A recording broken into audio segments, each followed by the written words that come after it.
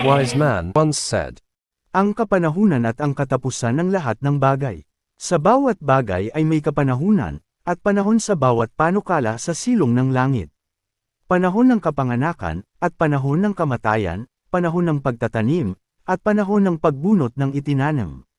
Panahon ng pagpatay, at panahon ng pagpapagaling, panahon ng paggiba, at panahon ng pagtatayo.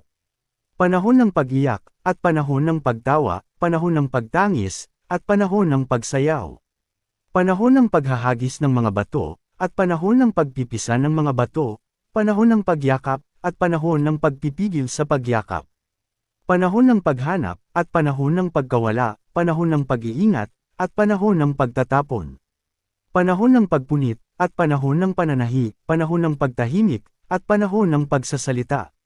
Panahon ng paibig, at panahon ng pagtatanim, panahon ng digma, at panahon ng kapayapaan. Anong pakinabang ang tinatamo niya, na gumagawa sa kanyang pinagpapagalan? Aking nakita ang sakit na ibinigay ng Diyos sa mga anak ng mga tao upang pagsanayan. Ginawa niya ang bawat bagay na maganda sa kapanahunan niyaon, inilagay rin niya ang sanglibutan sa kanilang puso, na anupat hindi matalos ng tao ang gawa na ginawa ng Diyos mula sa pasimula hanggang sa wakas. Nalalaman ko na walang maigi sa kanila, kaysa magalak, at gumawa ng mabuti habang sila'y nabubuhay. At ang bawat tao rin naman ay marapat kumain at uminom, at magalak sa kabutihan sa lahat niyang gawa, siyang kaloob ng Diyos. Nalalaman ko na anumang ginagawa ng Diyos, magiging magpakailan pa man, walang bagay na maidadagdag, o anumang bagay na maaalis, at ginawa ng Diyos, upang ang tao ay matakot sa harap niya. Ang nangyari sa nagdaan ay nangyari na, at ang mangyayari pa ay nangyari na rin, at hinahanap uli ng Diyos ang nakaraan na. At bukod dito'y aking nakita sa ilalim ng araw, sa dako ng kahatulan, na nandoon ang kasamaan, at sa dako ng katwiran, na nandoon ang kasamaan. Sinabi ko sa puso ko, hahatulan ng Diyos ang matuwid at ang masama, sapagkat may panahon doon sa bawat panukala at sa bawat gawa. Sapagkat ang nangyayari sa mga anak ng mga tao ay nangyayari sa mga hayop, sa makatuwid bagay isang bagay ang nangyari sa kanila, kung paanong namamatay ang hayop, gayon namamatay ang tao, oo, silang lahat ay may isang hininga, at ang tao ay wala ng karangalang higit sa hayop, sapagkat lahat ay walang kabuluhan. Lahat ay nagsisiyaon sa isang dako, lahat ay buhat sa alabok, at lahat ay nanggauuwi sa alabok uli.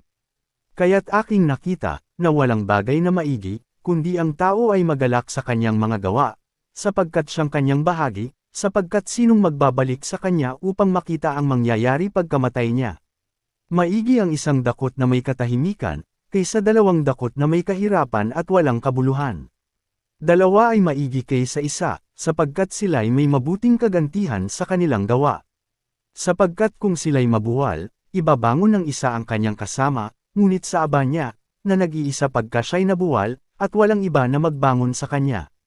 Muli, kung ang dalawa ay maigang magkasama, may init nga sila, ngunit paanong makapagpapainit ang isa na nag-iisa? At kung ang isang tao ay mineglaban sa kanya na nag-iisa, ang dalawa ay makalalaban sa kanya, at ang panaling tatlong aikad ay hindi napapatid na madali. Huwag kang pakabigla ng iyong bibig, at huwag magmadali ang iyong puso na magsalita ng anumang bagay sa harap ng Diyos, sapagkat ang Diyos ay nasa langit, at ikaw ay nasa lupa, kaya't pakauntiin mo ang iyong mga salita. Sapagkat ang panaginip ay dumarating sa karamihan ng gawain, at ang tinig ng mangmang sa karamihan ng mga salita. Huwag bayan ang iyong bibig, napapagkasalanan ang iyong laman.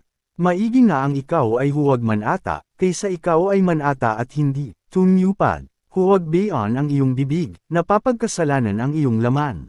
Sapagkat sa karamihan ng mga panaginip ay may kawalang kabuluhan, at sa maraming mga salita. Siyang umiibig sa pilak ay hindi masisiyahan sa pilak, o siya mang umiibig sa kasaganaan ng pakinabang, ito man ay walang kabuluhan. May malubhang kasamaan na aking nakita sa ilalim ng araw, ito nga, ang mga yamang iningatan ng may-ari niyaon sa kapahamakan niya. At ang mga yamang yaon ay nawawala ng masamang pangyayari, at kung siya'y magkaanak ng lalaki, walang maiiwan sa kanyang kamay. Kung paanong siya'y lumabas sa bahay bata ng kanyang ina, hubad na yayaon siya uli na gaya ng siya'y dumating, at hindi magdadala ng anuman sa kanyang nagawa, na kanyang madadala sa kanyang kamay. At ito man ay malubhang kasamaan, na kung paano siya dumating ay gayon siya yayaon. Narito, na aking nakita na mabuti at ukol sa isa ang kumain at uminom, at magalak sa kabutihan sa lahat niyang gawa na kanyang ginawa sa ilalim ng araw lahat ng mga kaarawan ng kanyang buhay na ibinigay sa kanya ng Diyos, sapagkat ito'y kanyang bahagi. Lahat ng gawa ng tao ay para sa kanyang bibig, at gayon may ang panlasa ay hindi nasisiyahan. Sapagkat anong pakinabang mayroon ng pantas na higit sa mangmang? O anong pakinabang mayroon ng dukha na maalam lumakad sa harap ng mga buhay? Maigi ang paningin ng mga mata kaysa pagdidili-dili, ito man ay walang kabuluhan at nauuwi sa wala. Yamang maraming bagay na nangagdaragdag ng walang kabuluhan, ano ang lalong ikinaigi ng tao? Mabuti ang kaarawan ng kamatayan kaysa kaarawan ng kapanganakan.